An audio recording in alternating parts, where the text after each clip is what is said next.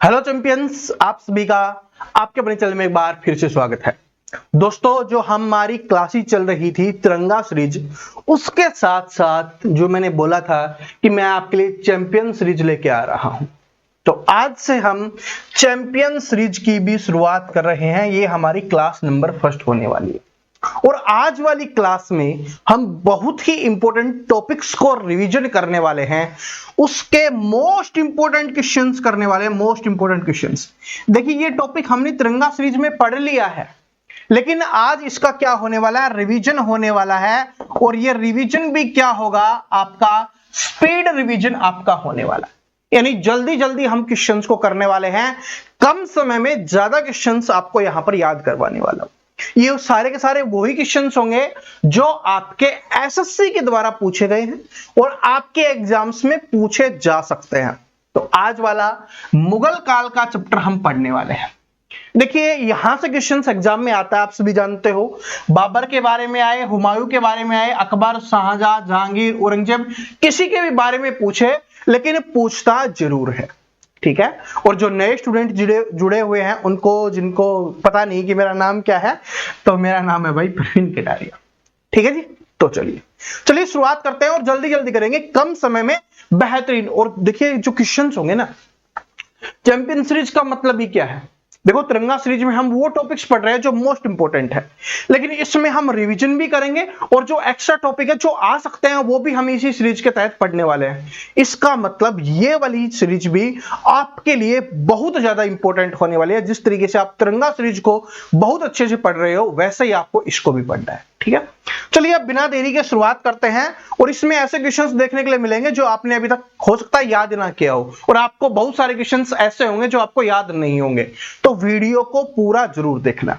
चलिए शुरुआत करते हैं। पहला क्वेश्चन देखो, आंसर भी आपके सामने दिखेगा, कोई बात नहीं, क्योंकि क्वेश्चन ही मैं आपको स्पीड में करवाने वाला हूं। आंसर करेंगे, क्वेश्चंस पढ़ेंगे और याद करना है सिर्फ। बुक्स में देखोगे लगभग 700, 800, 1000 के आसपास क्वेश्चन है, लेकिन उसमें से मैं 70 क्वेश्चन आज आपके लिए लेके आया हूं, ठीक है। और वो है जो इंपॉर्टेंट है। चलो, सबसे पहला क्वेश्चन क्या है कि मुगल काल के दौरान गुजरात में पश्चिमी व्यापारिक केंद्र कौन सा था। जब मुगल काल चल रहा था, उस समय अपने को बताना है कि गुजरात में पश्चिमी व्यापारिक केंद्र कौन सा था। तो इसका करेक्ट आंसर हो जाएगा सूरत। देखो, सूरत है ना, वो गुजरात का महत्वपूर्ण स्थल रहा है जहां से व्यापार होता था, पहले भी था और अभी भी है। तो याद कर लो, गुजरात में मुगल काल में कौन सा था, सूरत हो जाएगा। चलो आगे बढ़ते हैं, अगला क्वेश्चन देखते हैं कि मुगल दरबार के इतिहास में लिखे गए हैं, जो मुगल काल के इतिहास है वो कौन सी भाषा में लिखे गए हैं, ये अपने को बताना है कि जो मुगल काल के इतिहास है वो कौन सी भाषा में। तो उनकी भाषा कौन सी थी, फारसी भाषा थी। फारसी भाषा थी, तो फारसी भाषा में उनके इतिहास को लिखा गया है मुगल दरबार में। आपने देखा होगा कि हर एक मुगल के ऊपर किताब लिखी हुई है। बाबर के ऊपर बाबरनामा है, हुमायूं के ऊपर हुमायूंनामा है, अकबर के ऊपर अकबरनामा है। इस तरीके से ये पुस्तकें हैं वो लिखी गई हैं, ठीक है। तो उनकी कौन सी भाषा थी, फारसी भाषा थी। तो फारसी भाषा में ये लिखा गया है। सबसे पहले मुगल काल के बारे में, किसी भी मुगल जैसे बाबर हो गया, हुमायूं हो गया, उसके बारे में नहीं है, ये डायरेक्ट मुगल काल से जो क्वेश्चन पूछे जाते हैं वो है, ठीक है। यहां पर कोई भी ऑप्शंस में आपको अकबर वगैरह कुछ भी देखने के लिए नहीं मिलेगा। डायरेक्ट वो क्वेश्चंस जो बहुत कम स्टूडेंट ने पढ़े होते हैं, लेकिन एग्जाम में इनको पूछा जाता है। ये क्या है, आपका स्पीड रिवीजन है, क्योंकि ये टॉपिक्स हम पढ़ चुके हैं, और लेकिन उसमें जो हमारे बच गए थे इंपॉर्टेंट क्वेश्चंस, उनको आज हम पढ़ने वाले। देखो, मुगल प्रांतीय प्रशासन में सामान्यतः दीवानी का अर्थ क्या था, ये अपने को बताना है। दीवानी का अर्थ क्या था, जैसे आपने सुना होगा ना दीवान, वैसे ही दीवानी। तो इसका हो जाएगा राजस्व प्रशासन, ठीक है। राजस्व प्रशासन हो जाएगा दीवानी का अर्थ, यानी कि जो राजस्व को संभालता था, जो टैक्स वगैरह होता था ना पूरे राज्य का कलेक्ट करने वाला, उसको बोला जाता था, ठीक है। दीवान या दीवानी जिसको बोल दिया जाता है। प्लासी के युद्ध के समय मुगल सम्राट कौन था, कौर नहीं कौन हो जाएगा, ठीक है। ये अपने को बताना है, प्लासी के युद्ध के समय मुगल सम्राट कौन था। तो इसका हो जाएगा आलमगीर द्वितीय। 5% भी स्टूडेंट ऐसे नहीं होंगे जिसने इस क्वेश्चन को पढ़ा होगा। अगर पढ़ा है तो बता देना कि हाँ सर पढ़ा है। और देखो एसएससी के एग्जाम में पूछा गया, एसएससी सीएचएसएल में।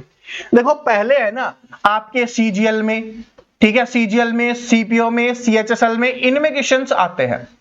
उसके बाद ये क्वेश्चंस निकल के किस में आते हैं, आपके एमटीएस हो गया, आपका एसएससी जीडी हो गया, आपका दिल्ली पुलिस हो गया, इनमें क्वेश्चंस आ रहे होते हैं ये वाले, ठीक है। तो ये है, याद कर लो, बहुत इंपॉर्टेंट क्वेश्चन है कि प्लासी के युद्ध के समय क्या हो जाएगा, मुगल सम्राट कौन हो जाएगा, आलमगीर द्वितीय क्या हो जाएगा, मुगल सम्राट हो जाएगा। क्योंकि बहुत कम समय के ये थे और इनके बारे में स्टूडेंट को पता नहीं होता, क्योंकि इतना इंपॉर्टेंट होता नहीं, एग्जाम में कभी कभी आता है तो स्टूडेंट पढ़ते नहीं है। अगला क्वेश्चन, मुगल शासकों का निम्नलिखित में से कौन सा क्रम गलत है, ये अपने को बताना है। तो इसलिए क्रम याद करना बहुत जरूरी है। क्रम मैंने आपको याद करवाया हुआ है कि किस क्रम में थे। तो देखो इनमें कौन सा गलत है। पहले देखो जहांगीर, शाहजहां, औरंगजेब। भाई जहांगीर था, जहांगीर के बाद शाहजहां आया, शाहजहां के बाद औरंगजेब आया, यानी ये बिल्कुल सही है आपका। अकबर, अकबर के बाद क्या था, जहांगीर था, शाहजहां नहीं था, तो ये वाला क्या हो जाएगा, गलत हो जाएगा। यहां पर देखो बाबर, हुमायूं, अकबर हो गया। यहां पर अकबर, जहांगीर, जहांगीर, शाहजहां हो गया। एक बार पूरा का पूरा कर लो याद। सबसे पहले कौन आया, बाबर आया, जिसने मुगल वंश की स्थापना की। उसके बाद इसका बेटा कौन था, हुमायूं बना, हुमायूं बना। हुमायूं के बाद कौन आया, अकबर बना, ठीक है। अकबर के बाद कौन था, जहांगीर आया, ठीक है। जहांगीर के बाद कौन आया, शाहजहां आया। आया क्या भाई, यहीं पे थे लेकिन ये शासक बना। और इसके बाद कौन बना, शाहजहां के बाद औरंगजेब बना। औरंगजेब, जिसको जिंदा पीर के नाम से भी जाना जाता है, जिंदा पीर, ये भी एग्जाम में आता है, याद कर लेना, जिंदा पीर के नाम से भी जाना जाता है, ठीक है। तो क्रम याद हो गए। अब कैसे भी आ जाए एग्जाम्स में, आप आराम से कर सकते हो, सीजीएल में पूछा गया क्वेश्चन है ये। चलो आगे बढ़ते हैं। अगला क्वेश्चन देखिए अपना क्या है कि एक स्तंभ जिस पर 3 अलग अलग कालखंडों अर्थात मौर्य काल, गुप्त काल और मुगल काल के उत्कीर्ण लेख हैं, खालिस्तान में स्थित है, कहां पर स्थित है, ऐसा आपको बताना है। एक स्तंभ बना हुआ है, स्तंभ समझते हो ना, एक खंबे के जैसा बना हुआ है, और उस पे 3 अलग अलग कालखंडों के हैं, जिसमें मौर्य काल भी है, गुप्त काल भी है और मुगल काल भी है। मैंने आपको क्या बताया था कि आपके एग्जाम में सबसे ज्यादा क्वेश्चंस इन 3 कालों से ही आएंगे। एक तो मौर्य काल, जो मैंने आपको बहुत अच्छे से पढ़ाया हुआ है, गुप्त काल, जो आपने बहुत अच्छे से याद किया हुआ है, और मुगल काल, जिसका आज हम दोबारा से रिवीजन कर रहे हैं। तो ये सारे तीनों के तीनों काल है, आपके एग्जाम्स के लिए बहुत इंपॉर्टेंट है। तो बताओ इन सभी का कौन से में है। तो इसका करेक्ट आंसर हो जाएगा इलाहाबाद, प्रयागराज में, ठीक है। कहां पर स्थित है, इलाहाबाद प्रयागराज में स्थित है, ठीक है। इलाहाबाद प्रयागराज, कभी ऑप्शंस में इलाहाबाद दे देगा, प्रयागराज दे देगा, और ये एसएससी सीपीओ एसआई में पूछा गया क्वेश्चन है। चलो आगे बढ़ते हैं, याद कर लेना तीनों। और आपसे यह भी पूछा जा सकता है कि कौन कौन से काल के बारे में है, तो मौर्य काल, गुप्त काल और मुगल काल। चलो, मुगल काल में संस्कृत से फारसी में अनुवादित महाभारत को खालिस्तान के नाम से जाना जाता है। जैसे हमने अभी पढ़ा था थोड़ी देर पहले कि जो मुगल काल में जितने भी चीजें थी वो किसमें भाषा में लिखी गई थी, कौन सी भाषा में, फारसी भाषा में, क्योंकि वो उनकी फारसी जो उनकी भाषा थी वो, ठीक है। ऐसे ही हमसे पूछा गया है कि जो हमारी महाभारत है, जो संस्कृत भाषा में लिखी गई थी, उसको अनुवादित करके, मतलब उसकी भाषा चेंज करके फारसी भाषा में लिखा गया, उसको किस नाम से जाना जाता है, ये अपने को बताना है। तो इसका करेक्ट आंसर हो जाएगा रजमनामा के नाम से जाना जाता है। किस नाम से, रजमनामा, ठीक है। चलो आगे बढ़ते हैं। मुगलों के संदर्भ में निम्नलिखित में से कौन सा कथन सही नहीं है। तो इसका आंसर आप तभी कर पाओगे जब आपको मुगल काल के बारे में पता होगा। देखिए क्या है, मुगल दरबार के इतिहासकार उन्हें एक महान ईरानी राजा अफरिया सियाब वंशज के रूप में वर्णित करते हैं। यही गलत है भाई, ठीक है, क्योंकि मुगल उस समय इतने खतरनाक थे, ठीक है, इतने क्रूर थे। औरंगजेब की बात करें और भी बहुत सारे हैं कि उनके बारे में कोई गलत नहीं लिखता था, क्योंकि वो सब कुछ अपने हिसाब से लिखवा रहे होते थे, उनके खुद के सब कुछ होते थे। इसलिए आपने देखा होगा सभी ने अपने अपने बारे में लिखा है उन्होंने, ठीक है। तो इसलिए उसके बाद जो बाकी बच गया वो तो सही है कि वो पितृपक्ष के में तैमूर वंशज थे, ये भी याद रख लेना आपको कि वो पितृपक्ष में तैमूर के वंशज थे। बाबर अपनी मातृपक्ष से चंगेज खान से संबंधित था, ठीक है, ये भी याद कर लेना, ये आपने नहीं पढ़ा होगा, बहुत इंपॉर्टेंट है, ये दोनों आपने बिल्कुल भी नहीं पढ़े होंगे। पितृपक्ष से तैमूर वंशज थे और मातृपक्ष से चंगेज खान के वंशज थे वो, ठीक है। इसके अलावा वहां पर क्या है, उज़्बेकियों द्वारा बाबर को उसकी मातृभूमि फरगना से बाहर कर दिया गया था, ये भी बिल्कुल सही है।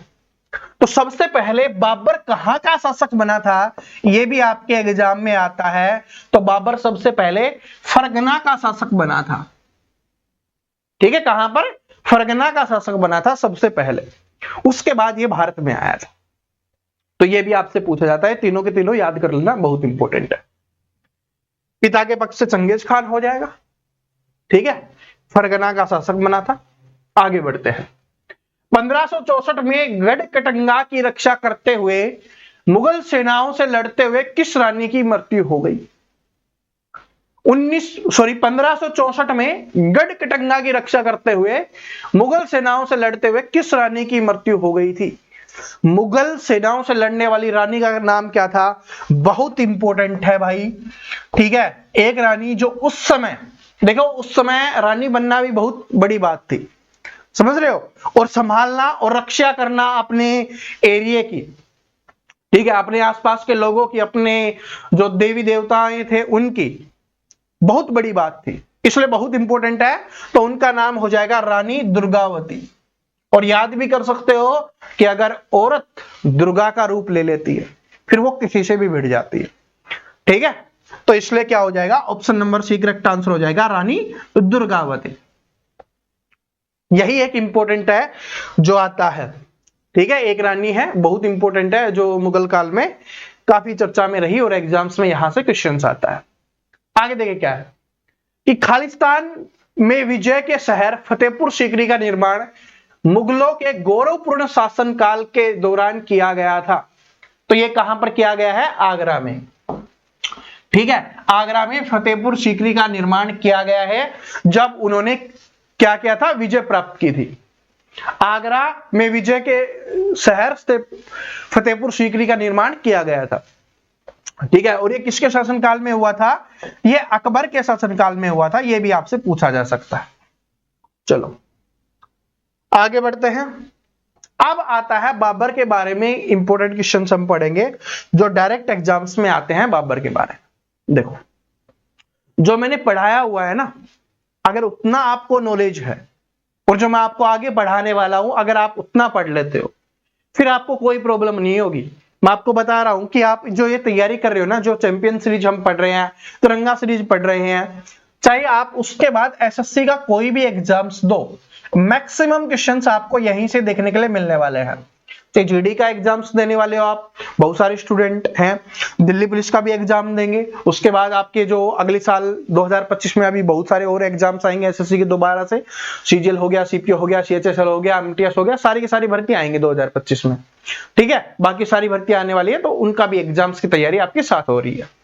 जीके में सब कुछ हम कर लेंगे। देखो बाबर को कहा 1530 में पहली बार दफनाया गया था।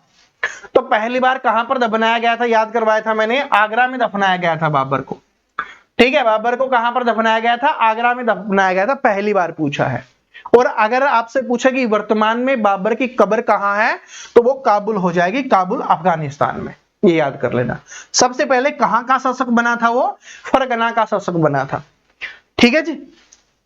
और उनकी राजधानी कौन सी रहा करती थी? दिल्ली इनकी राजधानी रहा करती थी। 1527 में खानवा के युद्ध में राणा सांगा को हराने के बाद निम्नलिखित में से किसने गाजी की उपाधि धारण की थी? खानवा का युद्ध क्या याद करवाया था? खाना खाया, पानी पिया, घर चला गया,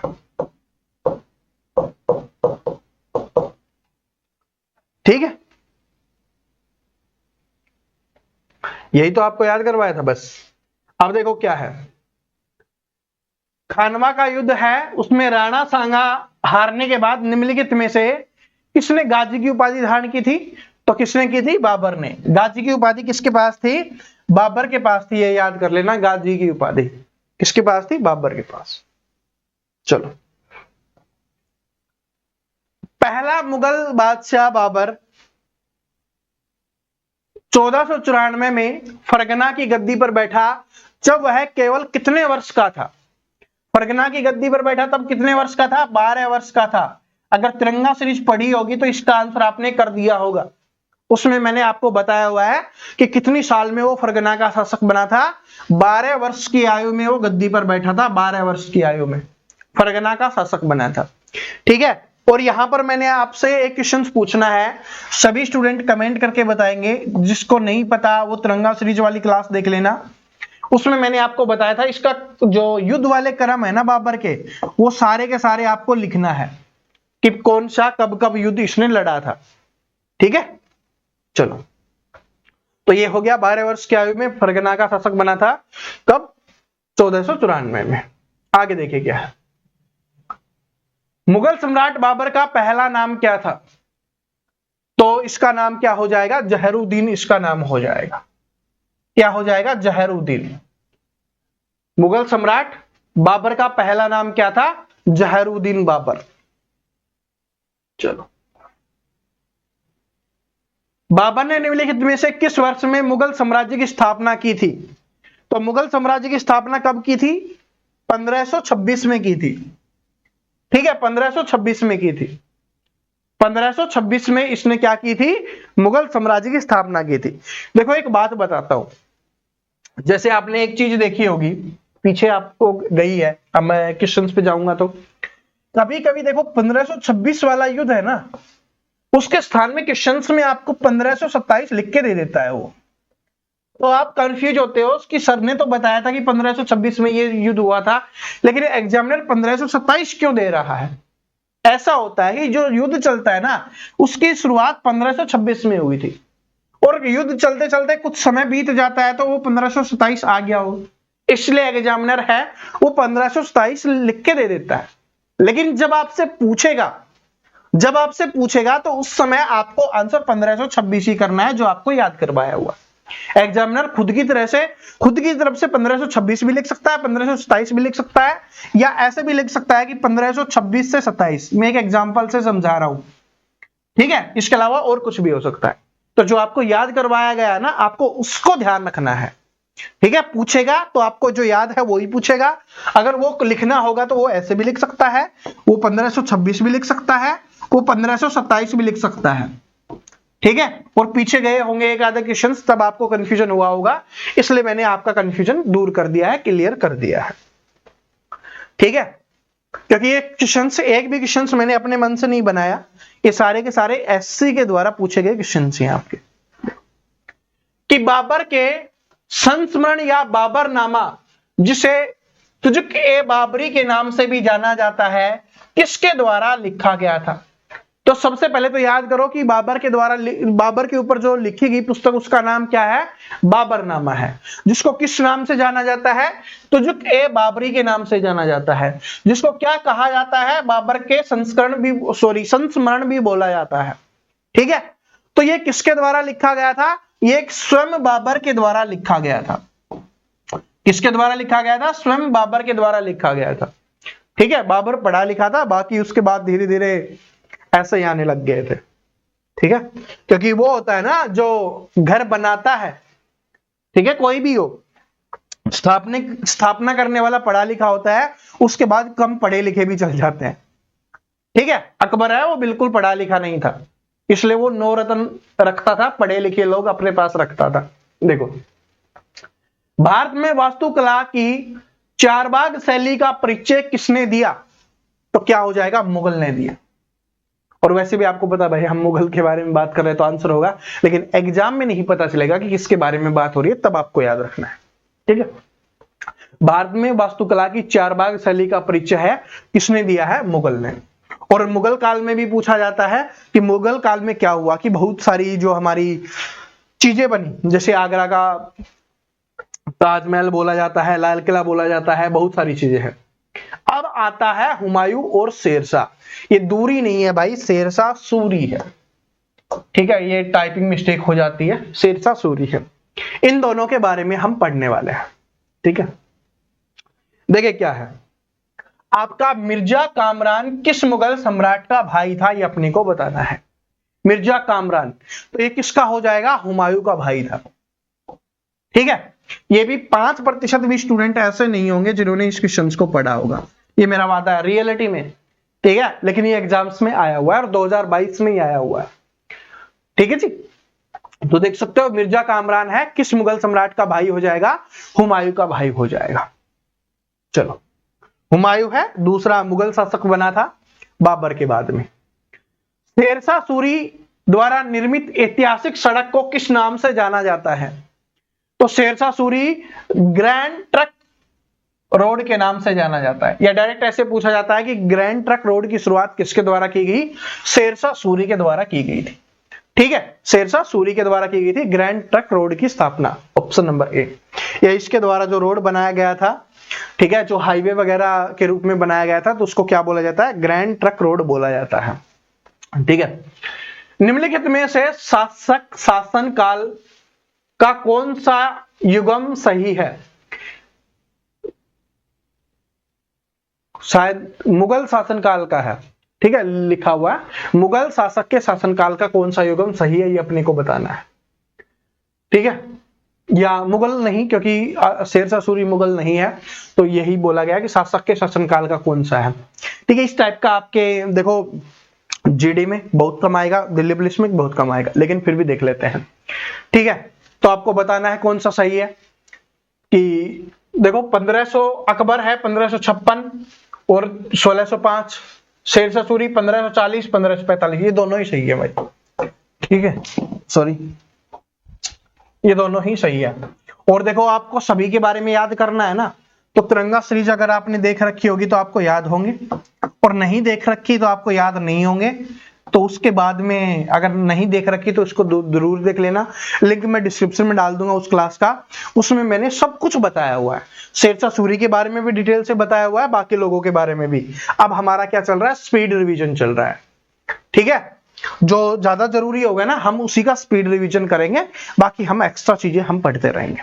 चलो, और कुछ चीजें मैं इस हमारी चैंपियन सीरीज में आपको ट्रिक से भी करवाने वाला हूं, जो आप ट्रिक से याद कर सकते हो, उनको हम ट्रिक से पढ़ेंगे, क्योंकि बहुत ज्यादा ट्रिक से करेंगे तो फिर सब कुछ याद नहीं रहेगा, क्योंकि ट्रिक ही इतनी याद नहीं रहेंगी। देखो, निम्नलिखित में से किसने मुगल सम्राट हुमायूं को चौसा में हराया था, तो चौसा में किसने हराया था, शेर खान ने। चौसा का युद्ध किसके बीच में हुआ था, शेरशाह सूरी और हुमायूं के बीच में हुआ था, ठीक है। चलो आगे बढ़ते हैं। इस वर्ष शेर खान ने कन्नौज में हुमायूं को हराया था। देखो, मुगल शासनकाल में हुमायूं एक ऐसा शासक था जो कभी बेचारा आराम से शासन कर ही नहीं पाया, ठीक है। कि जब वो दोबारा गद्दी पर बैठा ना, पहले तो जो शेरशाह सूरी आ गया उसने उसको शासन करने नहीं दिया, फिर जब वो शेरशाह सूरी को उसने हराया उसके बाद उसकी अगले साल मृत्यु हो गई, ठीक है। तो बेचारा कभी कर ही नहीं पाया।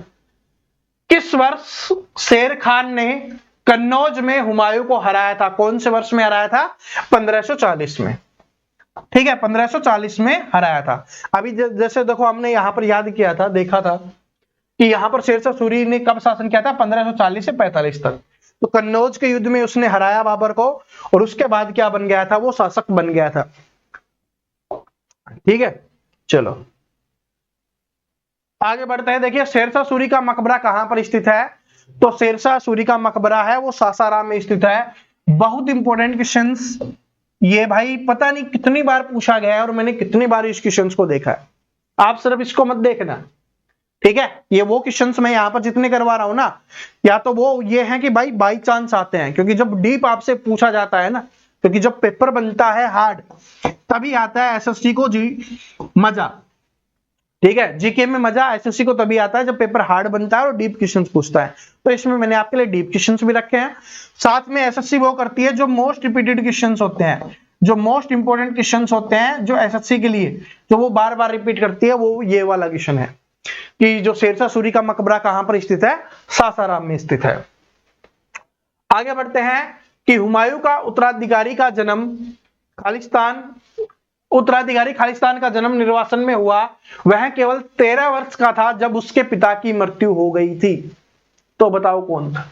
तो आपको पता है कि भाई हुमायूं का उत्तराधिकारी का मतलब होता है कि उसके बाद गद्दी पर बैठने वाला। तो वो कौन था? अकबर था।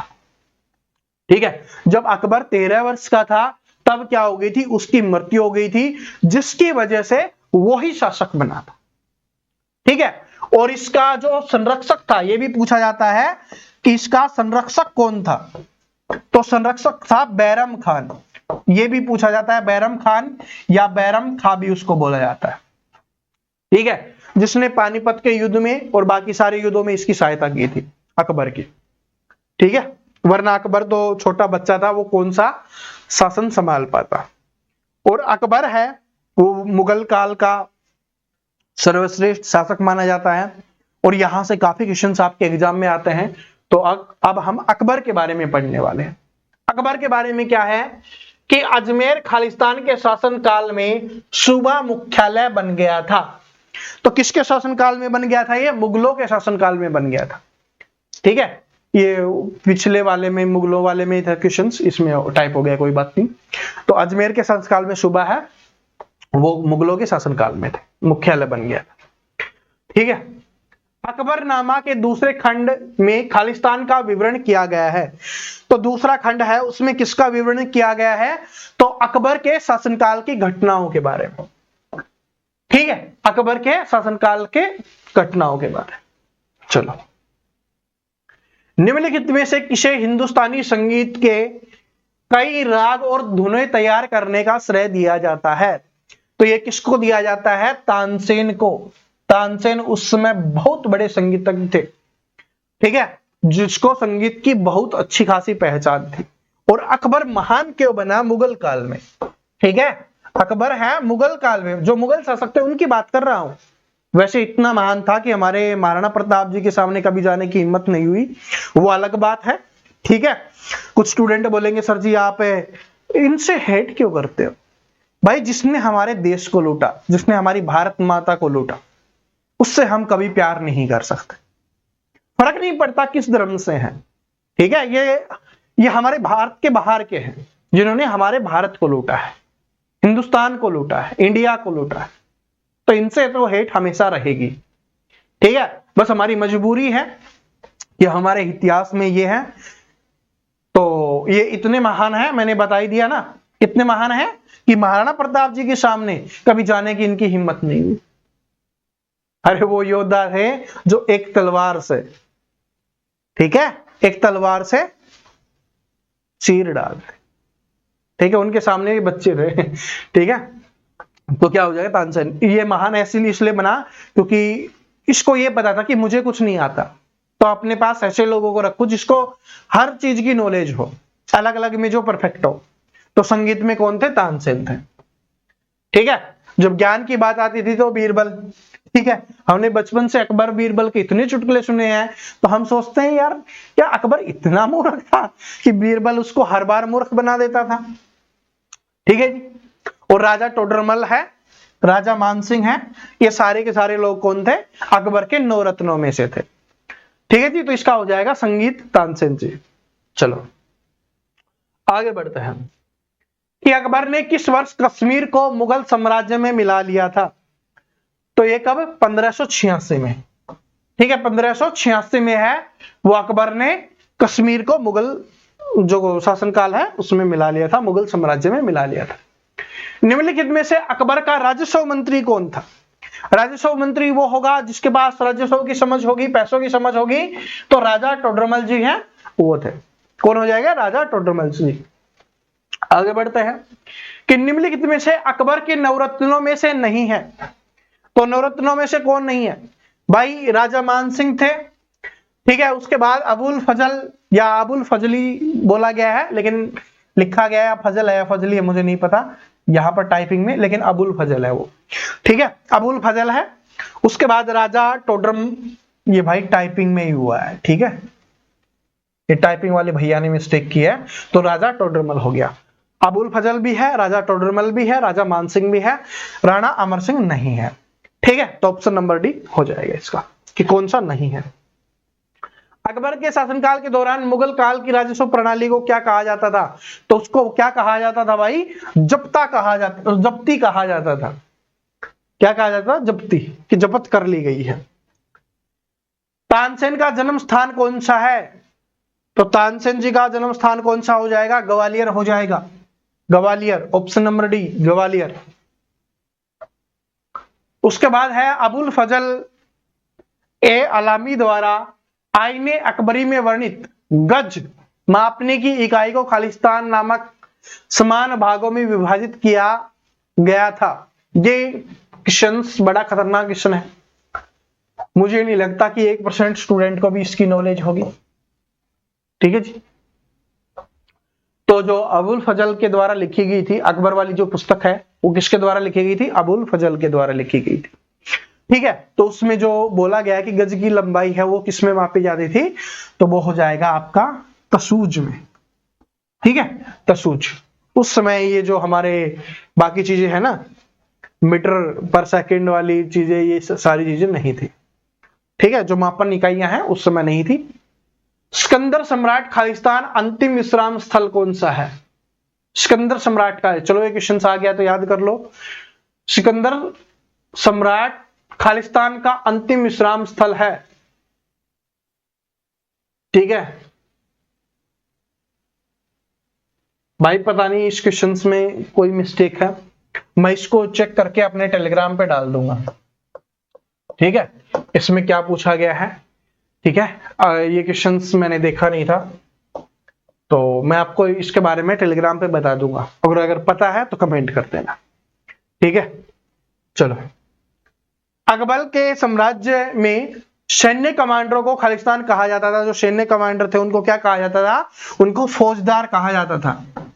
ठीक है, आज के समय में फौजी बोला जाता है ना, कि जो रक्षा करते हैं, और उस समय क्या बोला जाता था? फौजदार बोला जाता था। किसका प्रशासन एक आदर्श बन गया जिसका अनुसरण अकबर ने किया जब उसने मुगल साम्राज्य को मजबूत किया? तो ये शेरशाह सूरी। क्या हो जाएगा? शेरशाह सूरी। तो शेरशाह सूरी का प्रशासन है ना भाई, एक आदर्श बन गया था, क्योंकि शेरशाह सूरी ने क्या किया था? बहुत सारे काम करवाए थे। ठीक है, जिससे बहुत सारा फायदा होता था। ठीक है, शासन को, प्रशासन को चलाने में बहुत सारा फायदा होता था, आने जाने की सुविधाएं होगी। जब ग्रैंड ट्रक रोड बना तो बहुत सारी चीजें हुई थी। ठीक है, तो option number A correct answer हो जाएगा। इससे सीखा था शेरशाह सूरी से। चलो, निम्नलिखित में से किसने 1579 में महजरनामा जारी किया था? तो ये किसने किया था? अकबर की बात चल रही है तो अकबर। ठीक है, अब देखो एक चीज बताता हूं मैं आपको, कैसे याद करोगे। अब ये क्वेश्चन है, मुझे भी पता है कि बहुत कम स्टूडेंट को पता होगा, और आप भी इस बात को जानते हो कि अगर ऐसा क्वेश्चन एग्जाम में आएगा तो हम इसको नहीं कर पाएंगे। क्यों? क्योंकि हमें याद नहीं होगा। लेकिन हमें स्कोर करना है, तो कैसे? तरीका क्या है? जो मैंने आपको तिरंगा सीरीज में बताया था कि बाबर है वो इस समय से शासन किया था, अकबर ने इस समय से इस समय तक शासन किया था। तो अगर आपको पता होता कि अकबर ने किस समय से किस समय तक शासन किया था, जो पीछे भी आया था, ठीक है, पीछे आया था, तो आपको पता होता कि 1579 वो किसके शासन काल में था, कि भाई ये 1579 है, इस समय कौन था शासक? अकबर था। तो इसका आंसर क्या हो जाएगा? अकबर हो जाएगा। ये होता है। ठीक है, कुछ क्वेश्चन सभी को याद नहीं होते, लेकिन जो स्मार्ट स्टूडेंट होते हैं वो इसका आंसर स्मार्ट तरीके से करते हैं, वो मैंने आपको बता दिया है। तो आपको भी इस तरीके से स्मार्ट बनना है। ठीक है, सभी के बारे में आपको ऐसे ध्यान रखना है, ऐसा नहीं सिर्फ इस पे। मौर्य काल के बारे में भी पूछा जाएगा तो मौर्य काल भी याद रखो, गुप्त काल के बारे में पूछा जाता है तो गुप्त काल के बारे में याद रखो। मैंने पढ़ाया हुआ है सब कुछ। ठीक है, बाकी जो चीजें बच जाती है वो मैं आपको नोट्स के रूप में अवेलेबल करवा देता हूं, उसमें मिल जाएगा। किस मुगल सम्राट ने मकसूदनामा नामक शहर के निर्माण किया जिसके बाद मुर्शिदाबाद के नाम से जाना जाता है? तो किसने किया था? अकबर ने। ठीक है, किसने किया था? अकबर ने, जिसको क्या मकसूदाबाद ठीक है, क्या है, मकसूदाबाद नाम रखा था, जिसका नाम बाद में क्या हो गया था, क्या हो गया, मुर्शिदाबाद हो गया था। ठीक है, इसने अपनी राजधानी भी ट्रांसफर की थी, कहां लेके गया था ये, आगरा अपनी राजधानी लेके गया था, दिल्ली से आगरा बनाया था। मुगल प्रशासन के संदर्भ में अबवाब की सबसे उपयुक्त परिभाषा कौन सी है, वो अपने को बताना है कि निम्नलिखित में से कौन सी है। तो इसका हम डायरेक्टली देख लेते हैं कि भूमि पर मूल किराए से ऊपर लगाए जाने वाला कर। ठीक है, जो भूमि के ऊपर जो कर लगाया जाता था, जो किराया लिया जाता था, उसके अलावा भी जो कर लगाया जाता था, उसको बोला जाता था अब वाव, अब वाव बोला जाता। आगे देखिए क्या है, और देखिए ये सारे के सारे क्वेश्चंस है ना, सारे के सारे क्वेश्चंस अलग अलग के हिसाब से है। मैं पीडीएफ है वो अपने टेलीग्राम पे डाल दूंगा, तो वहां पर ये आपको पीडीएफ मिल जाएगी। जिसका भी आपको रिवीजन करना हो दोबारा से कभी भी, तो आप रिवीजन कर सकते हो, पीडीएफ टेलीग्राम पे मिल जाएगी, और टेलीग्राम का लिंक है वो आपको डिस्क्रिप्शन में अपने मिल जाएगा। ठीक है, या आप एसएससी जीडी किंग पीके सर्च करके भी वहां पर देख सकते हो, आपको मिल जाएगा। देखिए, तुजुक-ए जहांगीरी मूल रूप से निम्नलिखित में से किस भाषा में लिखी गई है। तो हमने अभी याद किया था कि कौन सी भाषा थी इनकी, फारसी भाषा थी। ठीक है, चलो आगे बढ़ते हैं। आगे क्या है, सराय नूर महल भारत का एक केंद्रीय संरक्षित स्मारक है, यह भारत के किस राज्य में स्थित है। तो ये भारत के कौन से राज्य में स्थित है, ये भारत के पंजाब राज्य में स्थित है। देखो, मुगल काल में पंजाब का नाम आपको बहुत कम सुनने के लिए मिलता है, इसलिए ये इंपॉर्टेंट क्वेश्चंस भी बन जाता है। ठीक है, तो कहां पर स्थित है, पंजाब में स्थित हो जाएगा, याद कर लेना पंजाब का। और वैसे तो मुगल का काफी नाता रहा है, उसके बारे में हम आगे डिस्कस करेंगे। मेहरुनिसा ने सम्राट जहांगीर से खालिस्तान में शादी की थी।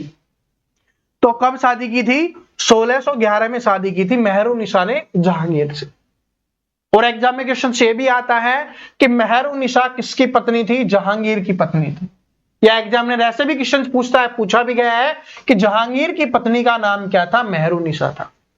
और इन्होंने कब शादी की थी ये भी याद कर लेना, 1611 में। ठीक है, 1611 में की थी।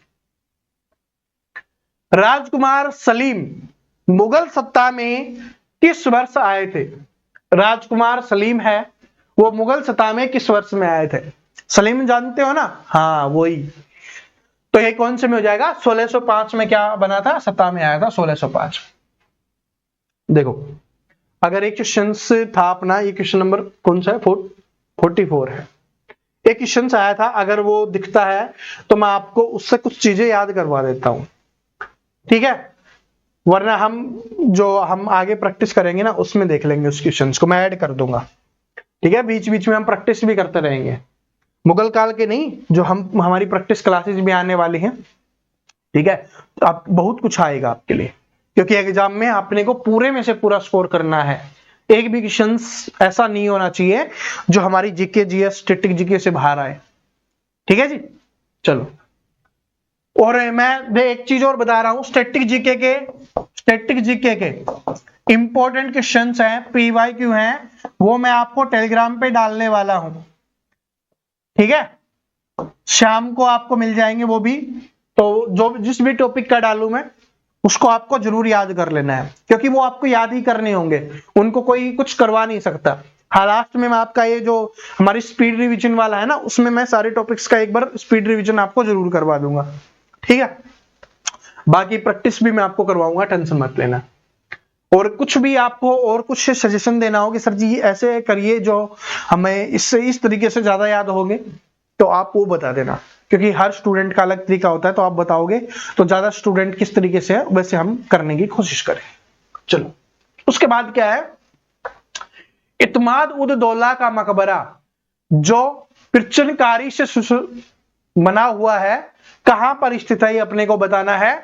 तो ये कहां पर स्थित है, आगरा में। ठीक है, कहां पर स्थित है, आगरा में स्थित है। उसके बाद है कैप्टन हॉकिंस, बहुत इंपॉर्टेंट क्वेश्चन है, बहुत इंपॉर्टेंट क्वेश्चन है ये, कि कैप्टन हॉकिंस और थॉमस रो ने खालिस्तान के शासनकाल में भारत का दौरा किया था। तो ये किसके शासनकाल में आए थे, जहांगीर के शासनकाल में।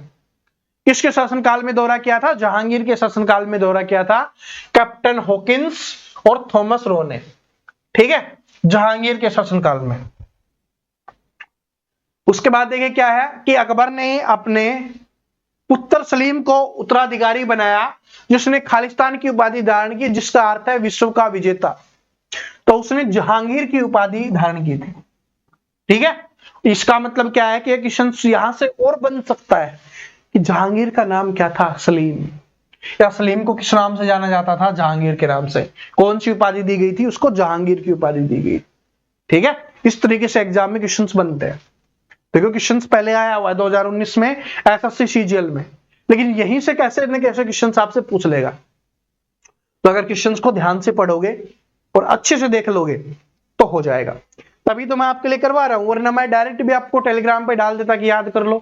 लेकिन एक बार जब मैं आपको बोल रहा हूं, आप सुन भी रहे हो, देख भी रहे हो, याद भी कर रहे हो, तो इससे क्या होगा कि दिमाग में डायरेक्ट सेट हो जाएगा। ठीक है, इसमें अटपटे क्वेश्चन हैं, बहुत अलग अलग तरीके से क्वेश्चन आते हैं, इसलिए मैं करवा रहा हूं आपको। देखिए क्या है कि ईस्ट इंडिया कंपनी ने सूरत में एक कारखाना खोलने के लिए अनुमति प्राप्त करने हेतु 1608 में कैप्टन विलियम हॉकिंस को बादशाह खालिस्तान के दरबार में भेजा था। तो किसके दरबार में भेजा था? जहांगीर के दरबार में। अभी हमने पढ़ा था कैप्टन हॉकिंस आया था, किसके दरबार में आया था? जहांगीर के। कब भेजा गया था? 1608 में। किसके द्वारा भेजा गया था? East India company. ठीक है, कहां पर? सूरत में कारखाना खोलने के लिए।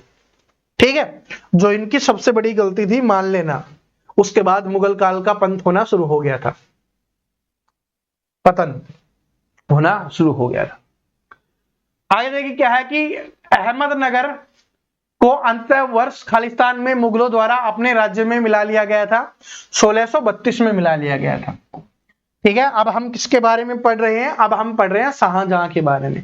ठीक है, बस थोड़े बहुत और बचे हुए हैं, 20 क्वेश्चन और पढ़ेंगे हम। उसके बाद फिर कोई ऐसा नहीं बचेगा जो आप ना कर पाओ। ठीक है, जो हमने ना किया हो और एग्जाम में आ जाए, फिर एग्जामिनर को बोल देंगे कि भाई इससे बाहर अगर दोगे तो फिर लड़ाई हो जाएगी अपनी।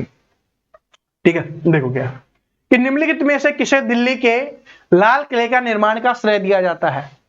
देखो जहां पर ज्यादातर निर्माण की बात होगी ना, जहां पर निर्माण के बारे में ज्यादातर आपसे पूछा जाएगा, तो वो कौन था? शाहजहां के द्वारा ही करवाया गया था।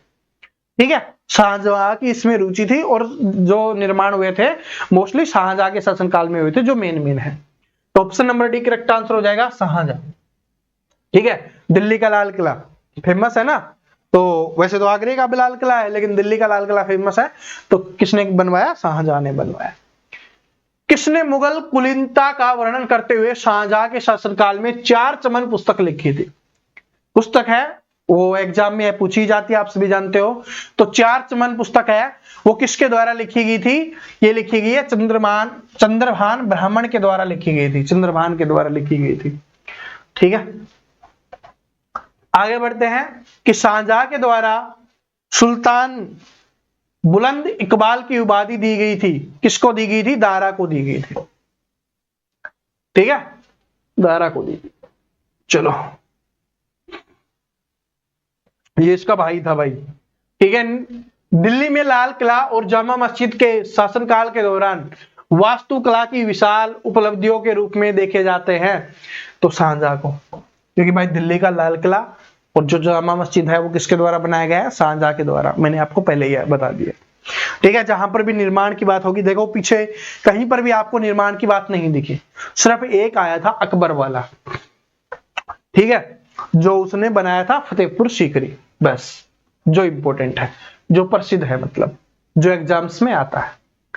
आगरा में यमुना नदी के किनारे अपनी पत्नी मुमताज महल के लिए ताजमहल किसने बनवाया? ये भी शाहजहां ने बनवाया है। ठीक है, अब यहां पर लड़ने मत लग जाना सर जी उसने नहीं बनवाया ये वो, भाई एसएससी जो पूछती है वही हमें बताना है। ठीक है, मयूर सिंहासन की शुरुआत किसने की थी? तो जो मयूर सिंहासन है उसकी शुरुआत भी किसके द्वारा की गई है? शाहजहां के द्वारा की गई है मयूर सिंहासन की शुरुआत। ठीक है, राजकुमार खुर्रम को बड़े होने के बाद किस नाम से जाना गया? तो उसको शाहजहां के नाम से जाना गया। ठीक है, जहांगीर के बारे में पूछता है तो क्या हो जाएगा? सलीम हो जाएगा। सलीम को किस नाम से जाना गया? जहांगीर के नाम से। वैसे ही शाहजहां को किस नाम, राजकुमार जो खुर्रम है उसको किस नाम से जाना गया, शाहजहां के नाम से जाना गया। औरंगजेब के बारे में बात करते हैं। मुगल शासक औरंगजेब की मृत्यु किस वर्ष हुई थी, पहला ही क्वेश्चन। तो 1707 में क्या हो गई थी, औरंगजेब की मृत्यु हो गई थी, जिसको जिंदा पीर के नाम से भी जाना जाता है। और जो मुगल शासनकाल का अंतिम ऐसा शासक था जिसके पास कुछ पावर थी। इसके बाद मुगल शासनकाल है वो खत्म होता ही चला गया। ठीक है, हमने जैसे पढ़ा था ना कि अकबर के शासनकाल में महान हमारे भारत का राजा कौन था या योद्धा कौन था, महाराणा प्रताप जी थे। ठीक है, वैसे ही औरंगजेब के शासनकाल में पूछा जाए तो वीर शिवाजी महाराज। ठीक है, जो शिवाजी महाराज हैं, वीर मराठा शिवाजी महाराज हैं, वो कौन थे, जो औरंगजेब के शासनकाल में बहुत शक्तिशाली थे। ठीक है, चलो। खालिस्तान में औरंगजेब ने बीजापुर को मुगल साम्राज्य में मिला लिया था।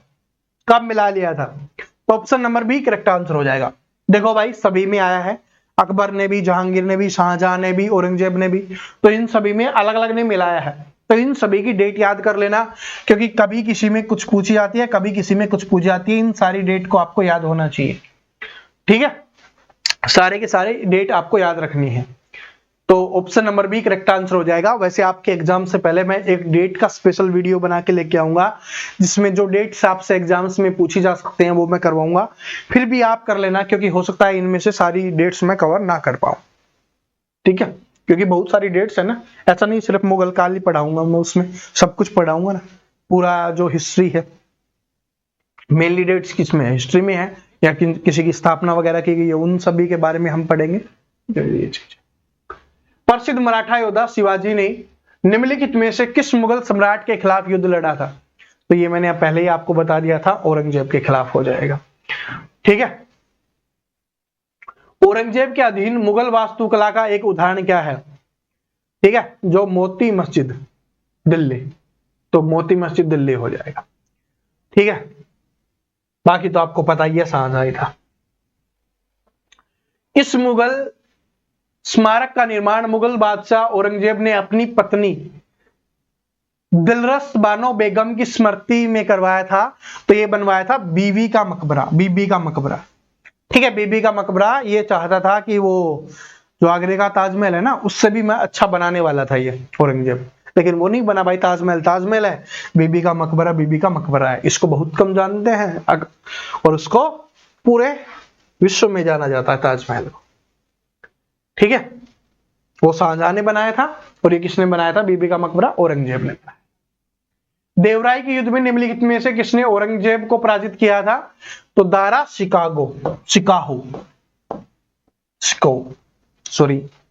दारा शिको। ठीक है, हिंदी में कभी कभी स्लिप हो जाती है जबान, इसके लिए मैं माफी चाहूंगा भाई। ठीक है, ये प्रॉब्लम है, तो हमें हमारी प्रॉब्लम्स जो भी है उनसे लड़ना पड़ता है, उसको साथ लेके आगे बढ़ना पड़ेगा।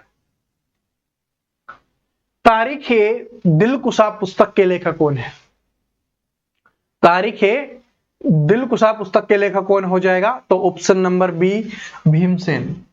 ठीक है, भीमसेन जोशी जी है, वो क्या हो जाएंगे, इसके लेखक हो जाएंगे तारीख-ए-दिलकुशा पुस्तक के। 2 पुस्तक आई हैं। ठीक है, इसके अलावा जो बाबरनामा, अकबरनामा, हुमायूंनामा, ये तो आपको पता ही। आलमगीर किस मुगल सम्राट की उपाधि थी, तो ये भी औरंगजेब को। आलमगीर और जिंदा पीर के नाम से किसे जाना जाता है, औरंगजेब को जाना जाता है। ये दोनों के दोनों बार बार पूछे जाता है, आलमगीर और जिंदा पीर। ठीक है, फतवा-ए-आलमगीरी मुस्लिम कानूनों का एक संग्रह है। निम्नलिखित राजाओं में से किसके काल में लिखा गया था, तो ये औरंगजेब के काल में लिखा गया था। ठीक है, औरंगजेब के काल में लिखा गया था भाई, जो मुस्लिम कानूनों के लिए है, फतवा-ए-आलमगीरी। आपने सुना होगा ना काफी बार कि फतवा जारी कर दिया गया उसके खिलाफ, तो ये वाला है, तो ये औरंगजेब के शासनकाल में हुआ था। दिल्ली की मोती मस्जिद किस मुगल शासनकाल ने बनाई थी, तो दिल्ली की मोती मस्जिद हमने अभी पढ़ा था, औरंगजेब के शासनकाल में बनी थी दिल्ली की मोती मस्जिद। लाहौर में बादशाही मस्जिद का निर्माण किसने करवाया था? तो जो लाहौर में बादशाही मस्जिद का निर्माण करवाया गया था, यह भी किसके द्वारा किया गया था? औरंगजेब के द्वारा। लाहौर में बादशाही मस्जिद का निर्माण, ठीक है। निम्नलिखित में से किस मुगल शासक को दरवेश या जिंदा फकीर, जिंदा पीर या दरवेश या आलमगीर, ये भी पूछा जाता है ना, अभी आपसे पूछा गया था आलमगीर, तो ये तीनों के तीनों आप याद कर लो, ठीक है, तीनों के तीनों याद कर लो। आलमगीर हो गया, दरवेश हो गया, जिंदा फकीर या जिंदा पीर हो गया। किसके जाना जाता है? किसको जाना जाता है? औरंगजेब को, ठीक है, औरंगजेब को जाना जाता है। आगे देखिए क्या है, मुगल साम्राज्य अपने अधिकतम विस्तार पर खालिस्तान के नेतृत्व में पहुंचा था। तो अधिकतम विस्तार किसके शासनकाल में हुआ था? औरंगजेब के शासनकाल में हुआ था, ठीक है, मुगल साम्राज्य का। अब देखो यहां पर आपका समाप्त होता है ये, लेकिन आपसे एक क्वेश्चन मैं पूछने वाला हूं, ठीक है, और ये मैंने आपको 1857 की क्रांति वाली क्लास में याद करवाया था कि अंतिम मुगल शासक कौन था, ठीक है, और जिसको कैद करके कहां पर भेज दिया गया था, ये भी आप सभी कमेंट करके बताओगे। अंतिम मुगल शासक कौन था और उसको कहां पर कैद करके भेजा गया था, ये भी आपको बताना है, क्योंकि अंतिम मुगल शासक था, उसको 1857 की क्रांति का नेता चुना गया था। इतना भी मैं आपको याद करवा देता हूं, क्रांति का नेता चुना गया था, ठीक है जी। तो ये आपको कमेंट करके बताना है। तो यहां पर मुगल काल से संबंधित सारे क्वेश्चन समाप्त होते हैं। इन सभी की पीडीएफ है वो आपको टेलीग्राम पे मिल जाएगी, वहां से भी आप पढ़ सकते हो, जिसका भी आपको रिवीजन करना हो।